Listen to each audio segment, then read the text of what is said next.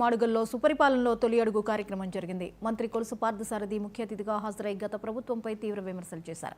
అభివృద్ధిపై బహిరంగ చర్చకు సిద్ధంగా ఉన్నట్లు వైసీపీ నాయకులకు సవాల్ విసిరారు. మాడుగుల మోదకొండమ్మ దర్శనంతో మంత్రి పర్యటన ప్రారంభమైంది.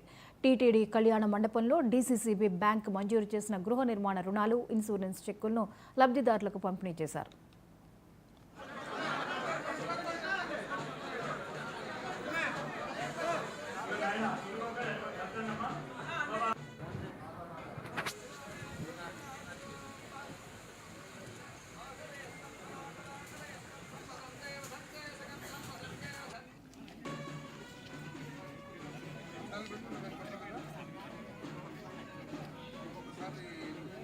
ప్రభుత్వం చేస్తున్న కార్యక్రమాలను అదేవిధంగా ప్రభుత్వం అధికారం చేపట్టేదానికి రాష్ట్రంలో ఉన్న పరిస్థితుల్ని తెలియజేస్తూ ప్రజలు ఎదుర్కొంటున్న సమస్యల గురించి తెలుసుకోవడం కోసం ఈరోజు ఇక్కడికి రావడం జరిగిందని చెప్పేసి గమనిస్తున్నాను.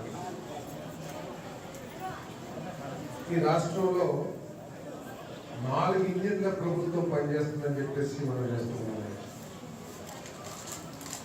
చంద్రబాబు నాయుడు గారి టర్బో ఇంజిన్తో పాటు పవన్ కళ్యాణ్ గారు, లోకేష్ గారు, భారతీయ జనతా పార్టీ నాయకత్వం నలుగురు కలిసి ఈ రాష్ట్రాన్ని దేశంలోనే ఉన్నత స్థానానికి తీసుకువెళ్ళాలని అహర్నిశలు కృషి చేస్తున్నారని చెప్పేసి నేను మనవి చేస్తూ ఉన్నాను.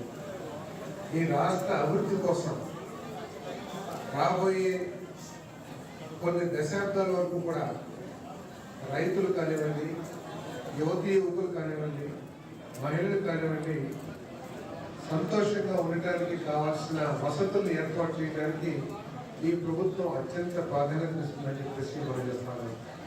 పోలవరం ప్రాజెక్ట్ గత ప్రభుత్వం ఆఖరికి చేతులు ఎత్తేసి పోలవరం ప్రాజెక్ట్ ఎప్పుడు పూర్తవుతుందో చెప్పలేమో అన్న దౌర్భాగ్య పరిస్థితుల నుంచి 2027కి ఈ రాష్ట్రానికి జీవనాధారమైన పోలవరం ప్రాజెక్టుని పూర్తి చేసి నీళ్లు ఇస్తాము అని ధైర్యంగా చెప్పే పరిస్థితికి ఈరోజు కూటమి ప్రభుత్వం తీసుకొచ్చి దాన్ని 27 కల్లా రాష్ట్రానికి అందించే భాగంగా పనులు చేస్తామని చెప్పేసి